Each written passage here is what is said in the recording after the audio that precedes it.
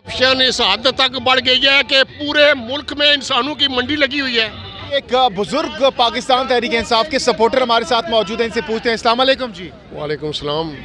Uncle जी कहाँ से आए हैं? जी मैं बरतानिया से आया हूँ। बरतानिया से आए हैं स्पेशली इमरान खान साहब के लिए? नहीं, 25 को मैं आया था जब एहतजाज हुआ है। अच्छा, क्या मकसद है, क्यों आए हैं? मेरा मकसद ये है कि हमारे मुल्क में अच्छे बुरे हर जगह होते हैं, लेकिन जो इंतहा हो गई है इससे आगे नहीं जाना चाहिए। क्या हो गया है यार? ये इंतहा इतनी हो गई है कि करप्शन कर करके ये पूरा मुल्क लूट कर इन्होंने बाहर वेस्टर्न कंट्रियों में पैसा रखा हुआ है। वो पैसा इनका चला जाएगा, वो इनको देंगे वापस। मेहरबानी करें, खुदा रहा इस मुल्क का ख्याल करें।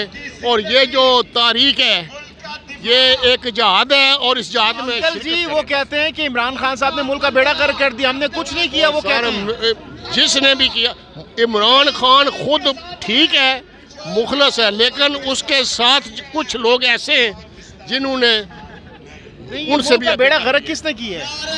मुल्क का बेड़ा पहले गर्क हो चुका है। किसने किया? 25-30 साल किसने किया? पीपल्स पार्टी और ये जो नून लीग है। इमरान खान ने नहीं नून किया? लीग के लिए नहीं, इमरान खान ने नहीं किया। इमरान खान ने कुछ नहीं किया, उसने तो मुल्क को बनाने की कोशिश। क्या फर्क है इमरान खान और दीगर पॉलिटिशियंस में?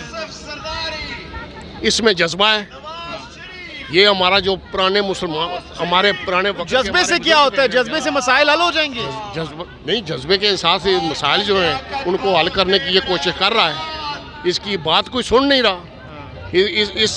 इस बंदे ने जहाद कर रहा है ये इस मुल्क के लिए, और इस जहाद में सबको शरीक होना चाहिए, पूरी कौम को शरीक होना चाहिए। और इंशाअल्लाह पाकिस्तान चेंज होगा जब हम करप्शन पर कंट्रोल कर लेंगे। करप्शन इस हद तक बढ़ गई है कि पूरे मुल्क में इंसानों की मंडी लगी हुई है। पूरे मुल्क में जहाँ कोई पैसा देता है इंसान को खरीद लेता है। यार ये जुल्म है ना। ये बाबा जी हमारे साथ मौजूद हैं। बाबा जी क्या करने हैं यहाँ पे?